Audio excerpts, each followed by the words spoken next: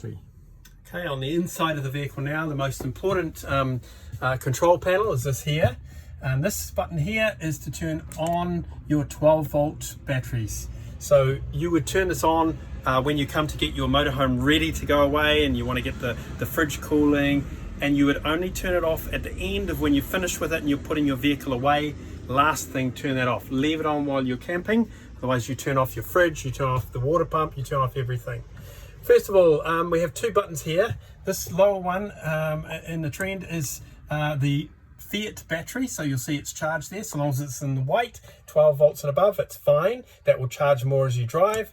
The button above is your house batteries, and you'll see it's charged up to 12.2 volts. So that's fine. Again, you may find once you're driving in the solar, it may go right up to 13 volts, but that's your battery charge. On the other side, you have a dual display, one for your fresh water. At this point, we need to fill it up. We're at 25% of our water capacity, so that shows us how much water we've got.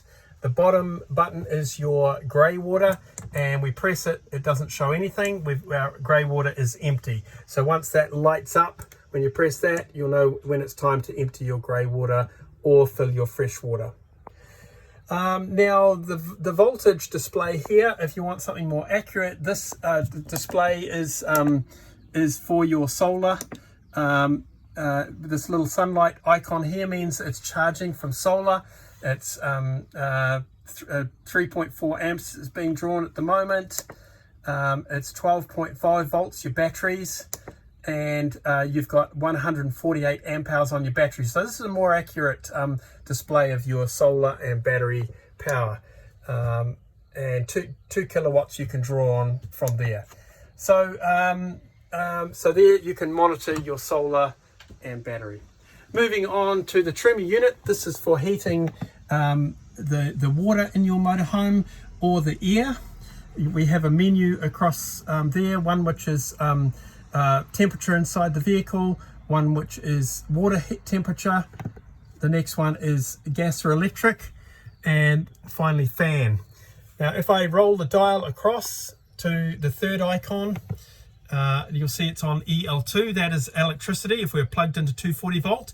In this case we are not, so we're going to change it to gas, and there's some settings on the way which we're going to ignore. EL1 do not use, Mix 2 do not use, Mix 1 do not use. None of those work in this motorhome. They are European settings. EL2 or gas. We're going to select gas by pressing the button. Now we've selected the fuel, we've got our gas switched on. Now we can go to the water temperature, make that flash, select it. You'll see it's turned off. As soon as we roll the dial, you've got eco, hot or boost. We're going to put it in hot, select that, and you'll see on the display it's now showing that we're going to heat the water temperature using the gas. This will take 20 minutes from the time you turn it on, so it's very quick to heat enough water for you to have a hot shower or hot water coming through your taps. That will start blinking soon. There it goes, meaning it started the heating process. Now if it were winter and we needed some heat in the motorhome, this icon here is what we would select. It's off at the moment. If I turn the dial, you'll see a flame comes up on the display. We can set a temperature, probably a good ambient temperature in the winter is 17 or 18 degrees. Select it. You'll see the light stays on. The fan comes on and it's gently going to blow air, warm air to 18 degrees inside the motorhome, and then turn off when it's heated up. So right here we've got the water boiling, and we've got the air temperature up to 18 degrees. To turn them off, let's select the air temperature and roll it back to off.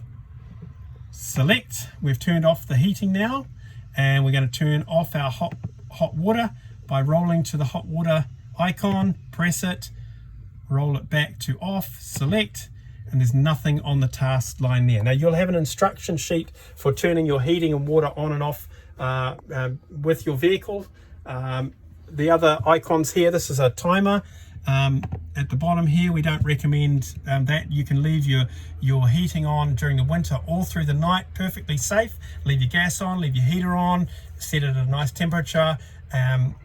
Over here we have time icon for setting the clock, and a tool setting for troubleshooting, which I'm not going to go into today, but you've got a manual in the vehicle for that. So that's it in a nutshell. Don't be confused. Just consult your manual or the checklist that we've given you for operating that. Just a note here, this is the thermostat for the heating unit. So for the air temperature, this is where it reads whatever you set it at, 18 degrees, it'll turn off when it reaches 18 degrees automatically, you won't notice, and then when it drops below that, it'll turn the heater on and bring it up to temperature. All right, that's your water and air temperature heater. Now we move to, this is the satellite controller.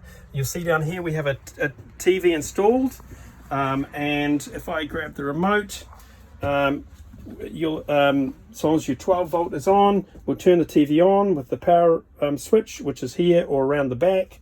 It'll boot up, and up here you might see some lights come up on the satellite controller, meaning it's just connecting with the TV. There it goes. But we need to press this button here and hold it until we get a green light at the top. There we go, flashing. Now that is sending up the satellite dish. Once the dish is up, it will lock into position, get the best signal for Freeview, and then you'll start getting a picture on your TV. Now that may go on and off during that process while it's searching for a signal. Make sure you're not parked behind a large tree or a building that's going to block the signal. If you're on a campsite, look at where other people's dishes are pointing. That's where yours will need to point. And once it's got a signal, it will start flashing quickly, which means it's fine-tuning. And then once it's finished fine-tuning, that light will be on solid, which means the satellite is up and locked into position, and we'll have satellite TV. So on our remote, we look for the source or input button, and you'll see we've got it in this case on satellite. So we'll any minute now we'll have, there we go, satellite Freeview channels coming through. It'll just tune by itself. You've also got other inputs here. This has got a DVD player built in. You can put your laptop through HDMI and use other settings on the TV yourself. Again, consult the manual, but there's your basics for the satellite. Now, at the end of the day, you might have finished. Now, you'll see there it's fine-tuning and getting the best signal possible, and any second now it's going to be a solid light, which means we've got the best possible signal. It's fine-tuning. Any minute. And you might just hear it tweaking on the roof, the satellite just tweaking while it tunes. There we go, solid signal. You've got it locked in and the best picture possible. Now at the end of the evening, turn off your TV. You might just use the remote. We recommend you bring the dish down at night. Don't leave it up in case the weather changes and it could be subject to damage with wind, etc. So what we do is press and hold this button again until it flashes, and then release your finger. Now that will bring the dish back automatically. Now, if you do forget and leave the satellite dish up, don't worry about driving away, because once you start the motorhome, it's got a kill switch that if the satellite dish is up and you turn the key, you'll hear some beeping. It'll bring it down so you don't damage it.